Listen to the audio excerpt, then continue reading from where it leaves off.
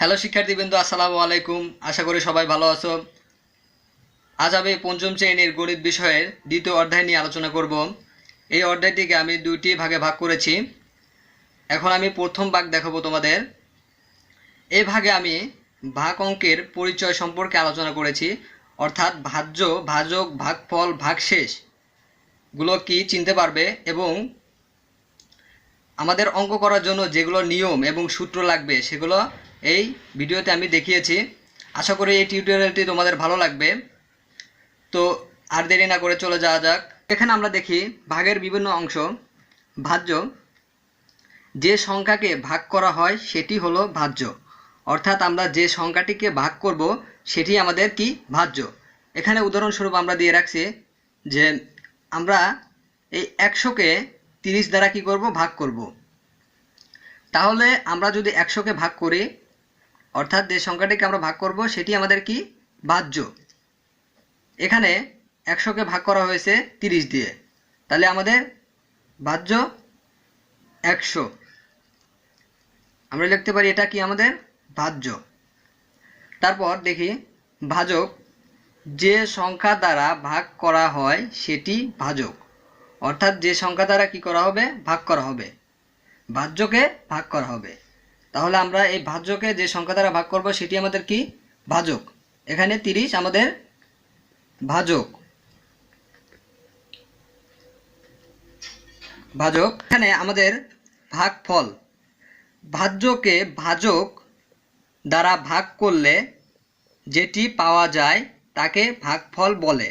অর্থাৎ আমাদের এই ভাজ্যকে ভাজক দ্বারা ভাগ করলে আমাদের যেটি পাওয়া যাবে, অর্থাৎ এই প্রশ্নবোধক চিহ্নে যেটি আসবে আমাদের, সেটি আমাদের কি ভাগফল। এখানে আমাদের 100কে 30 দ্বারা ভাগ করলে আমাদের ভাগফল আসবে 3। এটি আমাদের ভাগফল। ভাগফল। তারপর একটি আছে ভাগশেষ। ভাজ্য নিঃশ্বাসে না বিভাজন হলে, অর্থাৎ আমাদের নিঃশ্বাসে বিভাজন না হলে ভাগ করার সময় যে সংখ্যা অবশিষ্ট থাকবে সেটি ভাগফল। অর্থাৎ এখানে এই সংখ্যাটি আমাদের ভাজ্যটি নিঃশ্বাসে বিভাজ্য না, যার ফলে ভাজক দ্বারা ভাগ করার ফলে আমাদের অবশিষ্ট আছে 10। সুতরাং এটি হচ্ছে আমাদের কি ভাগশেষ। ভাগশেষ। আশা করি এটুকু তোমরা বুঝতে পারছো। এখন আমরা দেখব যে ভাগ করার জন্য আমাদের এগুলো অবশ্যই জেনে রাখা ভালো। তো 1 নাম্বার আছে ভাগ করলে সংখ্যা ছোট হয়ে যায়, অর্থাৎ ভাগ করলে আমাদের সংখ্যাটা কি হবে, কম হয়ে যাবে, ছোট হয়ে যাবে।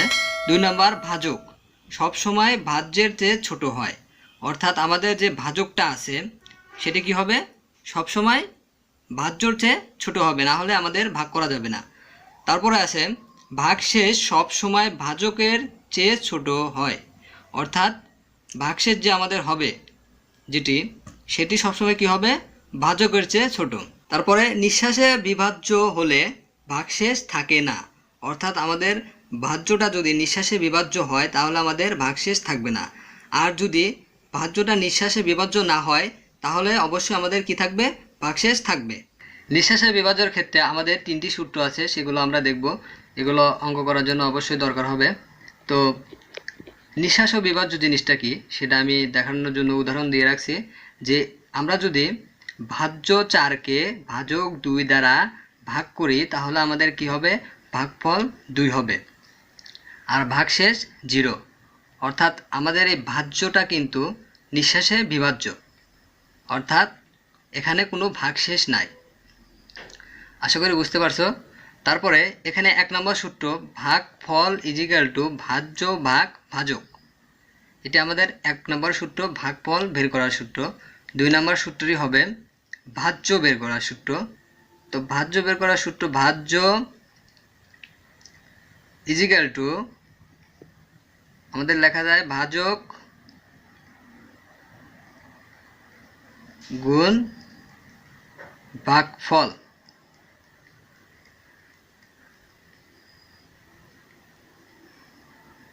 ভাগফল।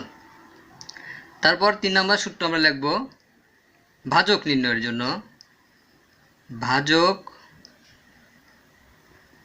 ইজিক্যাল টু ভাজ্য ভাজ্য ভাগ ভাগফল,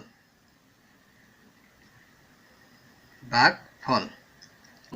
নিঃশ্বাসে বিভাজ্য না হলে, অর্থাৎ আমাদের যদি নিঃশ্বাসে বিভাজ্য না হয় তাহলে আমাদের অবশ্যই কি থাকবে, ভাগশেষ থাকবে।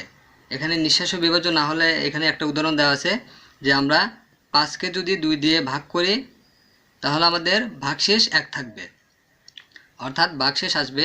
এই 5টা হলো কি নিঃশ্বাসে বিভাজ্য না। আর নিঃশ্বাসে বিভাজ্য না হলে আমাদের এরকম একটা সূত্র প্রয়োগ করতে হবে, অর্থাৎ আমাদের একটা জিনিস বেশি আসবে, সেটা হচ্ছে ভাগশেষ। 1 নম্বর সূত্র আছে ভাগফল ইজিক্যাল টু ভাজ্য বিয়োগ ভাগশেষ। এখানে কিন্তু আমাদের এই নিঃশ্বাসে বিভাজ্য না বলে আমাদের ভাগশেষটা আসছে, তো ভাগশেষ তারপর ভাগ ভাজক।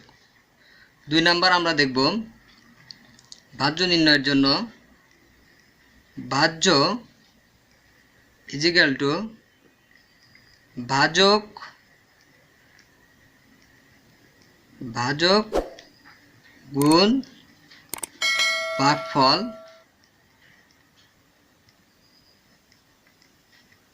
যোগ ভাগশেষ, ভাগশেষ।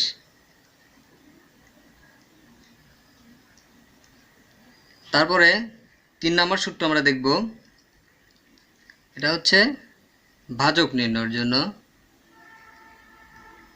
ভাজক ইজিক্যাল টু লেখা যায় ভাজ্য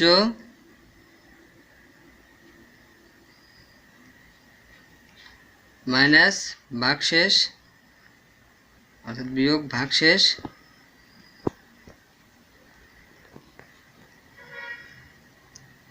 এটাকে আমরা ফার্স্ট ব্র্যাকেট দিয়ে আটকে দিতে পারি, কারণ এই মানটা আমরা আলাদাভাবে বের করব অঙ্ক করার সময়। তারপর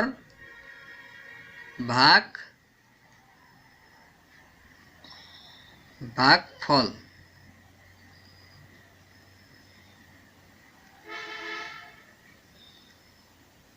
ভাগফল।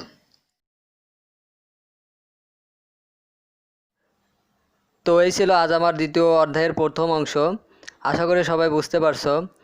কোনো সমস্যা হলে আমাকে অবশ্যই